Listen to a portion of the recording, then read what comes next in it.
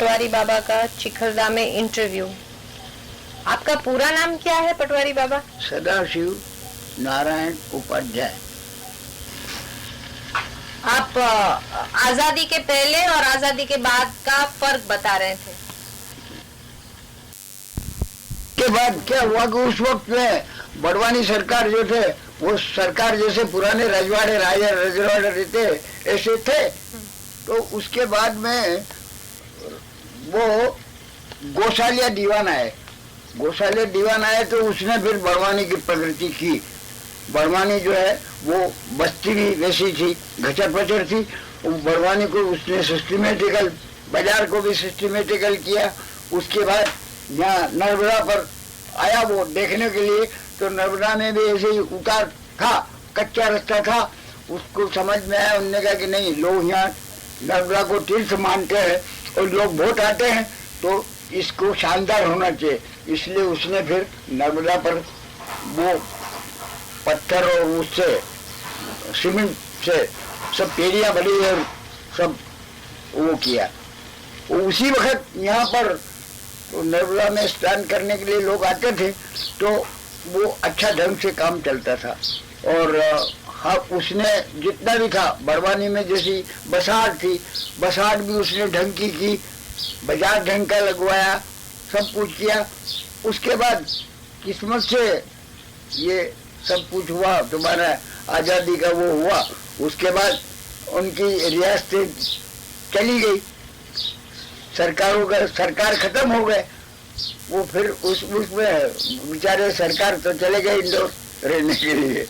और इस तरीके से बड़वानी जो है वो उसकी गोसालिया की याद में वैसे का वैसे जो नियंत्रण वो कर गया था, जो बाग बगीचे ये वो लगा गया था, सब वैसा का वैसे कंप्लीट है। लेकिन राजा हो चले गए बेचारे।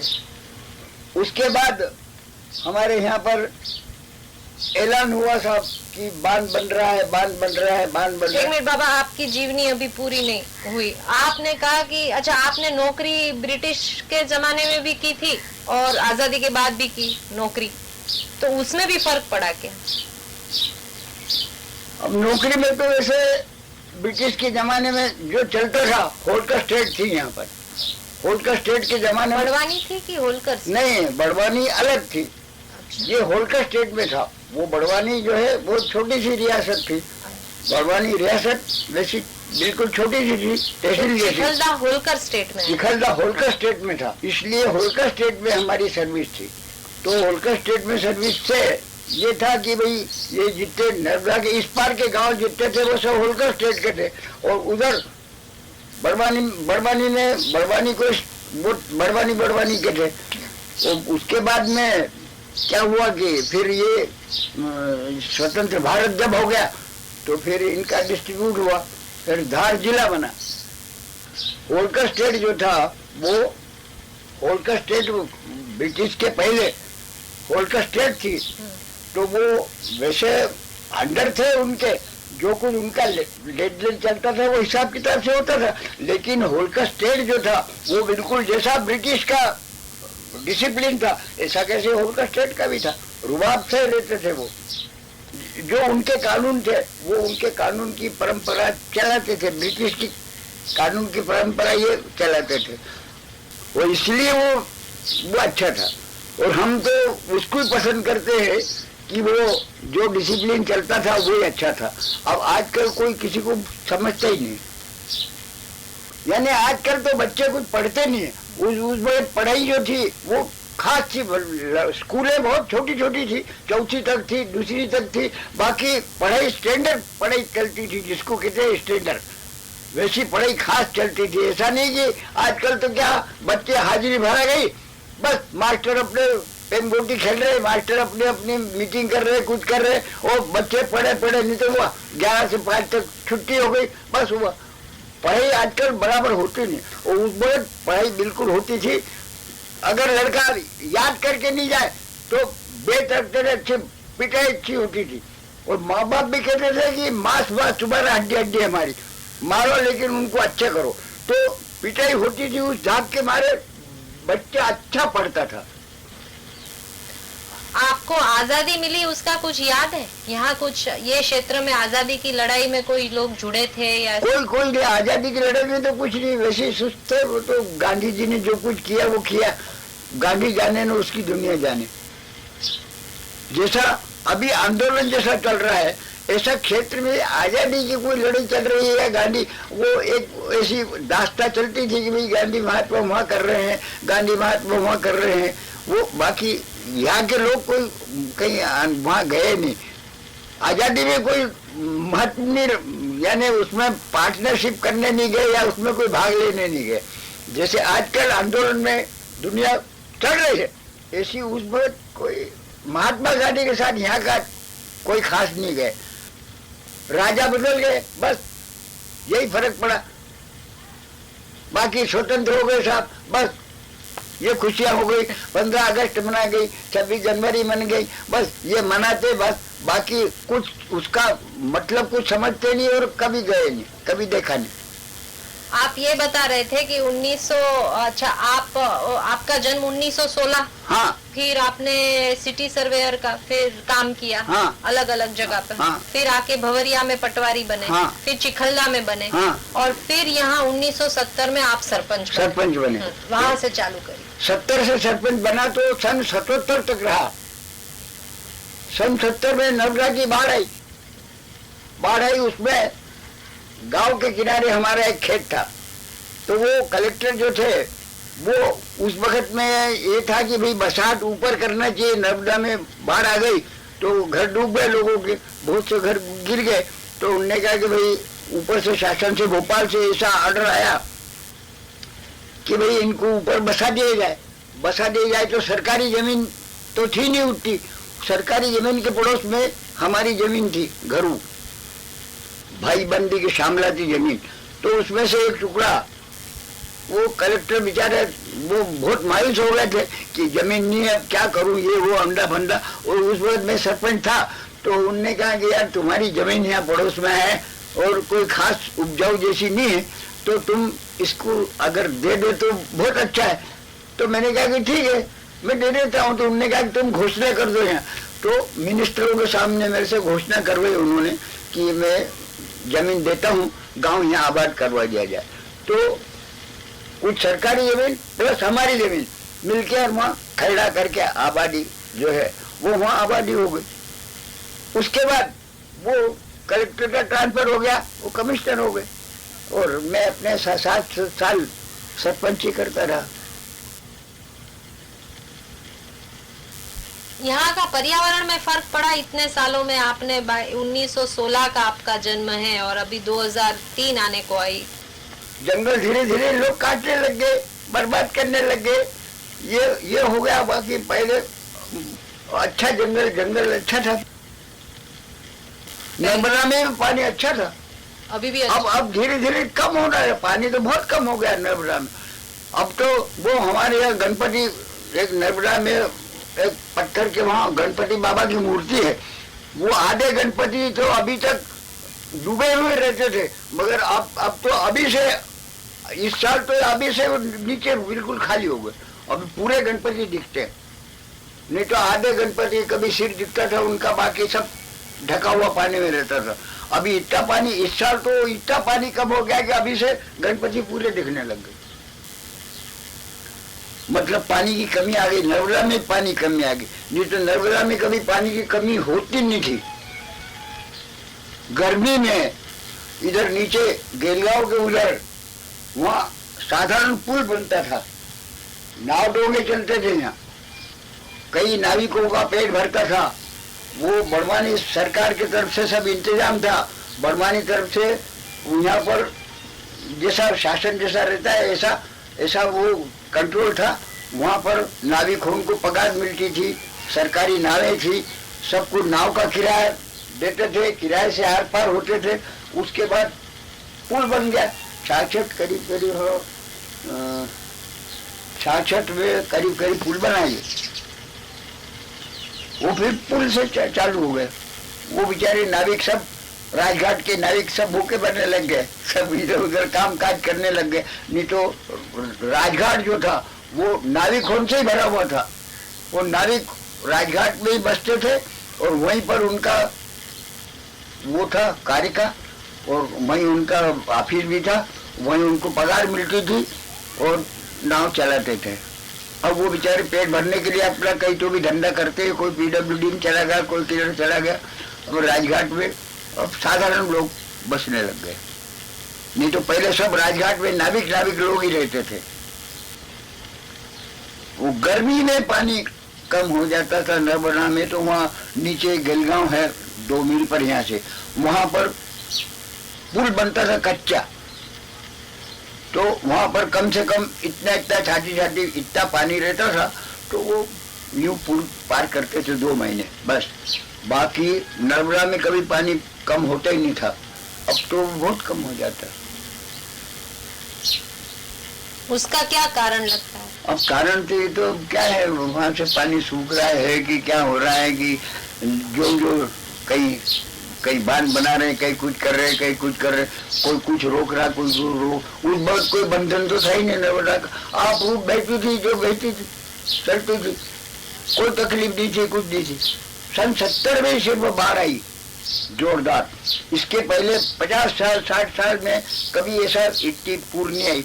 बस कब से सन 70 से ही नर्मदा का कावा बिगड़ने लगा कि वो बाढ़ आने लगी, ये वो। उसके पहले तो हमको हमारे ध्यान में है ही नहीं कि देखने वालों ने, हमारे बाप दादाओं ने भी कहा कि ऐसा पूर कभी देखा ही नहीं हमने। सन 70 में अचानक बाढ़ आई। अब वो क्या हुआ, कैसे हुआ, सृष्टि का क्या बदलाव आ गया, ये कुछ समझ में नहीं आया।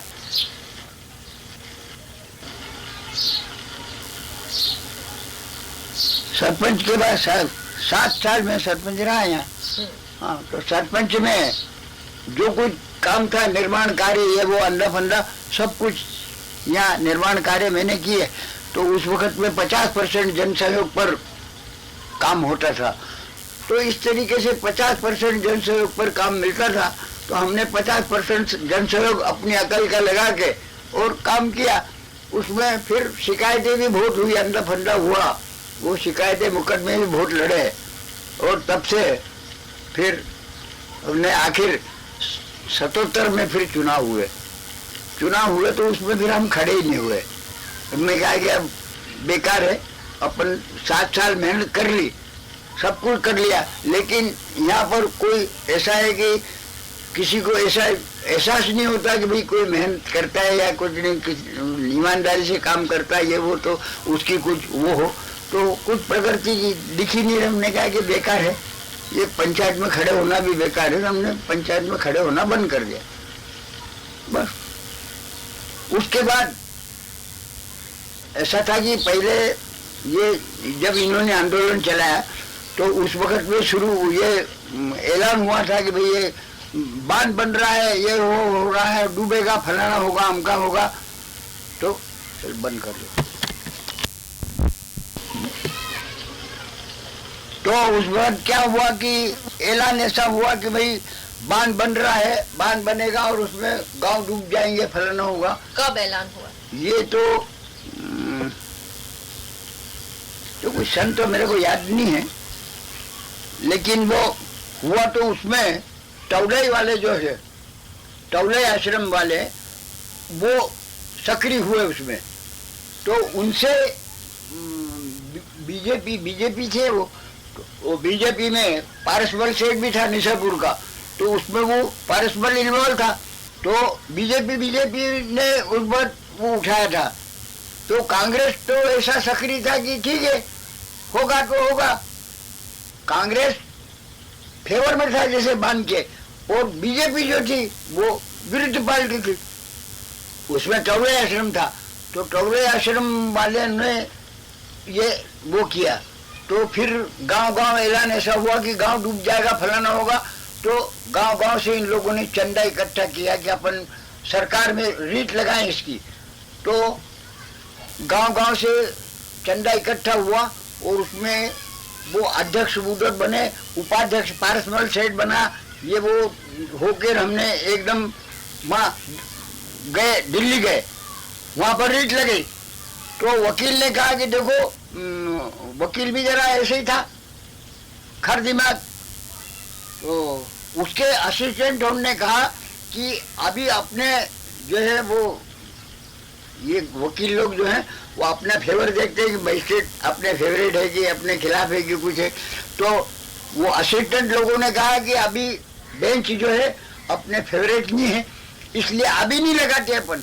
तो वो वकील तो ऐसे थे बिल्कुल कि कुछ नहीं, लगाना है लगाना है।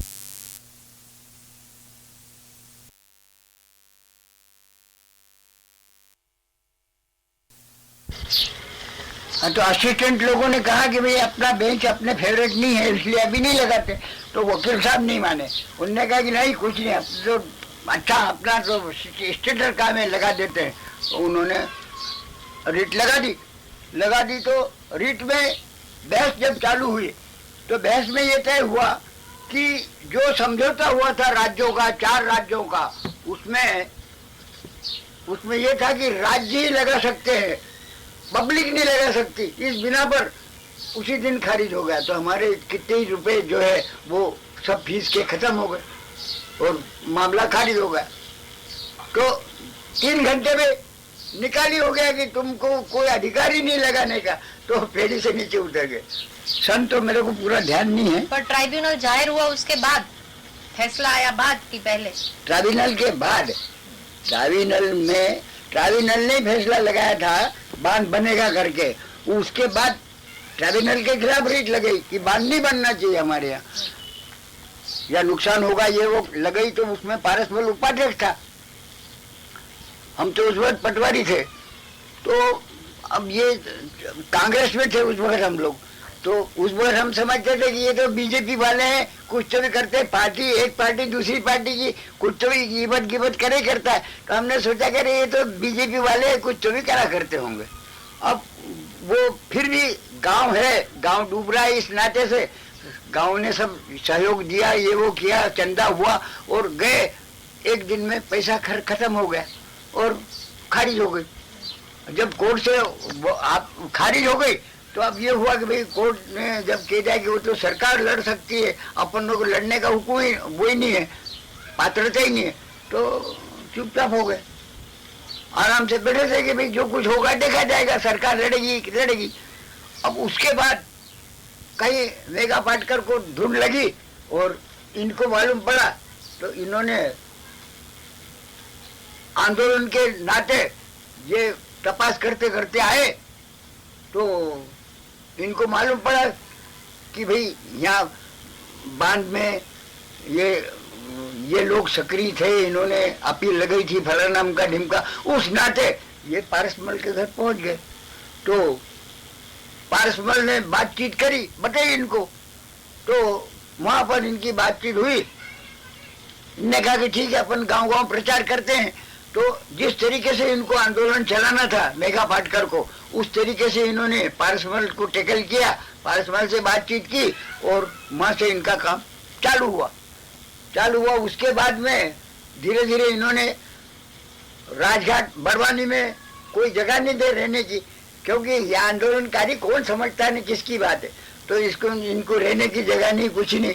वो धर्मशाला में ठहरना, रात को वहाँ मंदिर के वो परत खंडेरों में सोना, कम्बल है तो चद्दर है तो है, मांग ली किसी से ले ली। इस तरीके से इनका हर कोई दिन निश्चित किया था इन्होंने मीटिंग का। तो वो राजघाट में आके तो मंदिर में ये मीटिंग करते थे। तो हर 8वें दिन मंदिर में आके मुकाम करे, वहाँ पारसमल भी जाए, ये वो आसपास के लोगों को बुला के ले जाए, इनकी भाषणबाजी ये वो बातचीत चलती रहे। उसमें हमारे यहाँ के कुछ बीजेपी के लोग थे, वो पारसमल उनको ले जाता था। तो 1-2 मीटिंग यहाँ के हुई, राजनाथ महाराज करके है हमारे यहाँ। तो वो भी बीजेपी में था पहले। तो वो पारसमल के साथ में वो कहीं गया वहाँ मीटिंग में। तो मीटिंग में जाने के बाद जब उनने बातचीत सुनी तो उसको कुछ अच्छी लगी, मेघा पाटकर की कुछ बातें, भाषण अच्छा लगा उसको। तो उसने आके एक दिन सहज एक बात हमसे, कि हमारा दोस्त था, वो लाख बीजेपी का था लेकिन दोस्त था, उस नाते उसने बातचीत करी था। मैंने कहा ये तो सब बीजेपी के लोग हैं यार, ये पार्टी बाजी है, कुछ तो भी करते होंगे। अरे कर बीजेपी नहीं, वो तो कहीं तो कोई पार्टी की नहीं है, वो बहुत विद्वान औरत है यार, भाषण सुनो तो सही एक दिन तुम, तो मालूम पड़े तुमको। तो मैंने कहा कि ठीक है। एहतियातन एक दिन हम भी चले गए, एक मीटिंग में चले गए, राजघाट मीटिंग में जब चले गए और भाषण सुना, बातचीत सुनी उसकी, तो हमको भी मालूम ऐसा हुआ कि भाई बहुत विद्वान है और बहुत अच्छा वो है, और कायदे की बात, विधि विधान की बात, बिल्कुल न्याय संगत बात करते हैं। तो हम भी, हमारे पर भी असर पड़ा कुछ, तो लग गए ऐसी कि नहीं भाषण सुनना चाहिए, जब भी इनकी मीटिंग हो खबर पड़े तो हम मीटिंग में जाया करें। मीटिंग में जाते जाते ऐसा असर पड़ गया कुछ कि बिल्कुल हम भी मेगा पाटकर के अनुयायी हो गए। जब भी मेगा पाटकर की कोई बातचीत आए तो बस चले जाना, ये वो सुनना, तो हमको उसका असर बहुत पड़ा। तो उससे हम भी उसमें शामिल हो गए धीरे धीरे। तो चूंकि हम सरपंच थे और जरा गांव पे वर्चस्व था, तो धीरे धीरे हमने गांव को भी उधर खींचना चालू किया। धीरे धीरे गांव भी चलने लगा मीटिंग में। एक लोग बढ़ते चले गए मीटिंग में, दर दर दर दर दर दर हफ्ते दर हफ्ते लोग, आज 50 आए तो दूसरी मीटिंग में 60 आए तो 70 हुए तो 100 हुए। तो इस तरीके से धीरे धीरे लोग बढ़ते रहे। और धीरे धीरे कहने का मतलब है कि धीरे धीरे इनका काम जम गया। गांव तैयार करने में ऐसा है कि गांव में भाई जहाँ कहीं बैठे, दिन में रात में जब देखो, जब चौराहे पर लोग तो बैठते ही हैं, बातचीत सुनने का। यार देखो वो बहुत विद्वान औरत आई है और वो ऐसा है कि अपन आखिर डूब में तो जाएंगे, और वो डूब के लिए वो आंदोलन कर रही है और वो योगदान अच्छा दे रहे हैं। बाहर के लोग हैं, उनको अपने से क्या लेना देना, वो कुछ अपने से मांगते तो है ही नहीं, अपनी मदद करते हैं। इसलिए वो जो अकल बताते हैं वो अकल अपन सीखे और उस मुताबिक अपन काम करें तो ठीक रहेगा। इस तरीके से हम भी लोगों को प्रोत्साहन देते रहे और लोग धीरे धीरे बढ़ते रहे और आंदोलन धीरे धीरे प्रसार होता गया। तो चलो, अपने पास साधन था, उस वक्त मोटरसाइकिल थी, इनके पास कोई साधन नहीं थे, तो ये साधन वालों ढूंढते थे कि भाई चलो साधन है। वैसे अपना नाम तो था ही शब्दूर, तो जहाँ जहाँ अपना पेवट था, जहाँ जहाँ अपनी अच्छी चलती थी, वहाँ अपन ने कहा कि भाई कुछ उनके फोर्स से कुछ अपना फोर्स जमा के उनको इकट्ठे करो। तो इस तरीके से उन पे लोगों पे बात करके, लोगों से बात जब करी तो उन पे दबाव पड़ा तो वो धीरे धीरे अपने साथ हो लिए। अपने साथ हो लिए तो वो हमने, जब मेगा पाटकर के साथ हम हो लिए तो वो हमारे साथ वो हो लिए। इस तरीके से धीरे धीरे दायरा बढ़ता चला गया। सब दूर था मेरा वर्चस्व। तो चिखलदा तो मैं था ही, उसके बाद भौरिया का पटवारी था, तो रास्ते में कलमार पड़ता है, कलमार भी है, भौरिया भी है। उसके बाद कुक्षी के आसपास, उसके बाद इधर बड़वानी तरफ जो है, वो बड़वानी तरफ भी अपने बात वैसी चलती थी। तो बस इधर धार स्टेट में जो हमारे आसपास गांवों में गनपुर है, मांडवी है, इधर नर्मदा नगर है। नर्मदा नगर मेरा बसाया हुआ है। नर्मदा नगर उस वक्त में जब सरपंच था, उस वक्त नर्मदा नगर के प्लाट मैंने ही काटे थे बर्डी पर, और मैंने बसाया, इसलिए नर्मदा नगर के लोग भी मेरे को अच्छी तरह से जानते थे। नर्मदा नगर ये वो सबको सम्मिलित करने वाला मैं ही हूँ, और क्या। जैसे गए मीटिंग में गए, कोई बातचीत चली, ने कहा ऐसा काम करना है, वैसा काम करना है। अब काम करना है तो अब कोई फोकस में तो होते ही नहीं, इकट्ठे होना है, कुछ भी काम करना है, किधर जाना है, साधन नहीं है अनबला बंदा। तो गांव में ऐसा उन्होंने कहा ट्रैक्टर है, ले चलो, तो 10 आदमी चले जाएंगे। ट्रैक्टर खड़ा किया तो नहीं जाने वाला भी ट्रैक्टर जा रहा है, मतलब उसमें सम्मिलित हो गया। इस तरीके से धीरे धीरे आदमी जुड़ गए। और अभी ट्रैक्टर ले गए तो फिर किसी के पास गाड़ी थी, गाड़ी ले गए, उन्होंने कहा मोटरसाइकिल बैठ जाओ। इस तरीके से धीरे धीरे वाहनों की बू होती रही और आपस में एक दूसरे उन्होंने कहा ज्यादा इकट्ठे हो जाए तो यार बांध नहीं बनेगा और रुक जाएगा, तो अपनी बचत होगी करके कुछ अपने लाभ के लिए भी लोग कूद पड़े। बांध अगर बनना बंद होगा तो अपन बच जाएंगे। तो ये भाजपा कांग्रेस फिर एक हो गया ये मुद्दे। वो तो फिर हम पहले ऐसा समझते थे कि ये बीजेपी वाले करते हैं, लेकिन जब बातचीत सुनी तो ये मालूम पड़ा कि ये तो बीजेपी ने कांग्रेस का कोई सवाल ही नहीं। ये तो जो अपना स्वार्थ जो डूबे, बस वही है सब। पार्टी कुछ नहीं है। ऐसा इस तरीके से चले। यहाँ तक कि सब सब सब भेदभाव खत्म गया, पार्टी भी नहीं और जात भी नहीं, ऐसा चालू हो गया। उसने कहा कि ये लोग जात भी नहीं मानते ना, कुछ नहीं करते, इस तरीके से सब हो गया। उस वक्त यहाँ पर कलेक्टर जो आए थे वो कलेक्टर हर्षमंदर यहाँ आ गए, वो तो फिर उस वक्त जरा ज्यादा चल गई तो बात तो वो पुलिस वाले भी तवज्जो नहीं देते थे कलेक्टर साहब की वजह से, तो अच्छा चलने लग गया आंदोलन। और मीटिंगें धड़ाधड़ होती थी, चौराहे पर भाषण होते थे, आराम से सब कुछ होता था, बस चल गया। पहले हर मीटिंग में कभी मीटिंग चूकता नहीं था, मैं हर मीटिंग में जाता था। अच्छा, सरकारी काम जितना था कोर्ट कचहरी का वो सब मेरे जिम्मे था। आंदोलन का जितने आंदोलनकारी के अरेस्ट होते थे, ये वो होता था, उनकी जमानत करवाना, उनको छुड़वाना, अंधे पंडे उनकी तारीख पर हाजिर होना, ये सब काम मैं करता था, मेरे जिम्मे कर दिया था। ऐसा कि भाई तुम पटवारी थे और तुम कानून की जानकार हो, ये वो जानते हो, इसलिए ये काम तुम ही करो। तो मैं क्या करता था, हमेशा जहाँ भी लोग जेलों में गए, जहाँ भी पकड़ाए, हर जेल का मुआवजा भी लिया हमने, हर जेल का जायजा भी हमने लिया। हम साथ में रहे थे तो जेलों में भी भुगते, हमने सजा भी भुगती। यानी वो आंदोलन में जब जाते थे तो पुलिस पकड़ती भी थी, पकड़ के बंद कर दे तो अंदर हो जाए, सब ऐसा चलता था। तो हर जगह अपने को मुलजिमों को छुड़ाने जाना, ये वो अंडा फंडा, तो हर जगह जाना। आपका तो बहुत समय जाता होगा। बहुत समय, मेरा तो कुछ काम ही नहीं था मेरे को। मैं सोचता था कि चलो होगा, कुछ लक्ष्य ऐसा बन गया है कि यार आंदोलन है ने दूसरे काम सब छोड़ देना, आंदोलन में चले जाना एकदम। मैंने सब काम अपने घर का छोड़ दिया, खेती बाड़ी हमारे लड़का जो था वो सब करता था, देख रेख ये वो अंडे फंडे, बाकी अपना तो काम बस आंदोलन की तारीख है या कहीं भी जाना है, कोई किसी को छुड़ाने जाना है, कुछ जाना चले। रोज कितने साल ऐसा सक्रिय रहे आप? तो कम से कम मैं सोचता हूँ कि 15 साल करीब हमको लड़ते हो गए। तो उसमें करीब 5-6 साल के बाद से अरेस्ट किया चालू हो गई।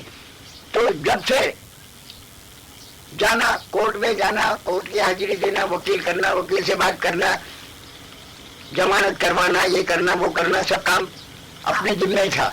आपका खर्चा भी खूब हुआ होगा? खर्चा तो हुआ ही, लेकिन ऐसा है कि योगानुयोग से कभी ज्यादा खर्च होता था तो हम आपस में चंदा करके वो कर देते थे, नहीं तो फिर कार्यालय में कहते थे कि भाई खर्चा ज्यादा हो गया, तो कार्यालय की जो निधि है उसमें से हमको पैसा उतना मिल जाता था।